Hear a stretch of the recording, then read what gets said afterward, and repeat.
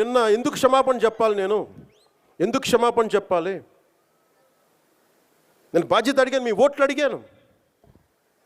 అడిగాను నేను. తిరుమల నాకు డైరెక్ట్గా నాకు సంబంధం లేకపోవచ్చు, కానీ నేను దాంట్లో భాగస్వామ్యం. ప్రభుత్వంలో మీరు నారా చంద్రబాబు గారు గెలవకపోయినా, నేను గెలవకపోయినా, 164 మంది ఎమ్మెల్యేలు గెలవకపోయినా టీటీడీ బోర్డు ఎక్కడి నుంచి వస్తుంది? చైర్మన్ ఎలా నియమితం అవుతాడు? ఆయన ఏ ఈఓ ఎలా నియమితం అవుతారు?